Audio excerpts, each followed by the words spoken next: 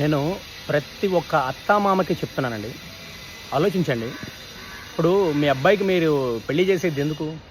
హ్యాపీగా ఉండడానికే కదా! హ్యాపీగా ఉండడానికే కదా! వాళ్ళ ఇష్టం వచ్చింది వాళ్ళు చేసుకుంటారు. భార్యాభర్తలు కింద పడతారో, మీద పడతారో. ప్రతి దాంట్లోనూ మీరు దూరి, మాకు చెప్పి చేయలేదు మా అబ్బాయి, మా కోడలు మాకు చెప్పి చేయలేదు. ఇంకా బీసీ కాలం, పాతకాలంలాగా ఆలోచించి, వాళ్ళతో గొడవలు పెట్టుకొని, ఇంట్లో మనశ్శాంతి లేకుండా, అటు ఆ అబ్బాయికి మనశ్శాంతి లేకుండా, అటు మీకు మనశ్శాంతి లేకుండా చాలా ఫ్యామిలీస్ డిస్టర్బ్ చేసుకుంటున్నారు. చాలా అంటే చాలామంది ఫ్యామిలీస్. ఆలోచించండి. పాతకాలంలో లాగా లేరు జనాలు. అమ్మాయిలు బాగా చదువుకున్నారు, జాబ్ చేస్తున్నారు, ఫైనాన్షియల్ ఫ్రీడమ్ కోరుకుంటున్నారు, వాళ్ళకి నచ్చిన బట్టలు వేసుకోవడానికి కోరుకుంటున్నారు, ట్రిప్పులకు వెళ్ళడం కోరుకుంటున్నారు, లగ్జరీగా బతకడం కోరుకుంటున్నారు. అవన్నీ కూడా ప్రతి ఒక్క అత్తామామ అర్థం చేసుకోండి. మాకు చెప్పి చేయాలి, ఇష్టం వచ్చినట్టు చేస్తున్నారు, మాకు చెప్పకుండా విచ్చలవిడితనం ఎక్కువైపోయింది, ఇలాంటి భావనలతో భయంకరంగా గొడవలు పెట్టేసుకొని సంసారాలు డిస్టర్బ్ చేసుకుంటున్నారు. చాలా అంటే చాలామంది కపుల్స్లో చూశాను, కుటుంబాల్లో చూశాను.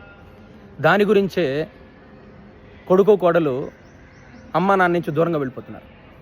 ఒకటే ఊరిలో ఉంటారు కానీ దూరంగా ఉంటారు. అడిగితే మాకు ఫ్రీడమ్ ఉండదు. ఇప్పుడు ఒకవేళ ఏదైనా చేయకూడని పని చేస్తే ఖండించడంలో తప్పు లేదు. ఇప్పుడు డ్రెస్సింగ్ అవ్వచ్చు, what ever it may be, చేయకూడని పని చేస్తే ఖండించడం తప్పులేదు. ఇవాళ రేపు అంత అన్మెచ్యూర్డ్గా అయితే ఎవరు ఏ కపుల్స్ లేరు. అంత అన్మెచ్యూర్డ్గా అయితే ఏ కపుల్స్ లేరు. వాళ్ళు మెచ్యూర్డ్గానే ఉంటున్నారు. సో మీరు కూడా అర్థం చేసుకొని నడుచుకోండి.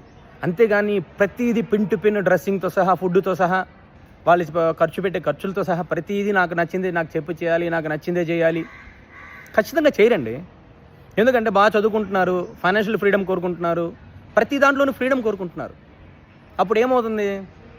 మధ్యలో మీ అబ్బాయి నలిగిపోతాడు. ఆలోచించండి. ప్రతి ఒక్క అత్తమామ ఆలోచించండి. ప్రతి ఒక్క అత్తమామ ఆలోచించండి.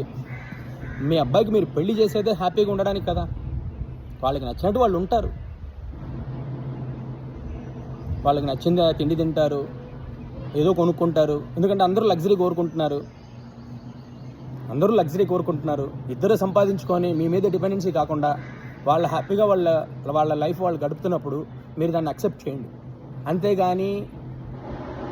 అంతేగాని ప్రతిదీ మాకు చెప్పి చేయట్లేదని చెప్పి డిస్టర్బ్ చేసుకొని లైఫ్ని, కుటుంబాన్ని డిస్టర్బ్ చేసుకొని నేను చాలా అంటే చాలా మందిలో చూశానండి. చాలా కపుల్స్లో ఈ మధ్యకాలంలో ఇంకా మా అత్తగారు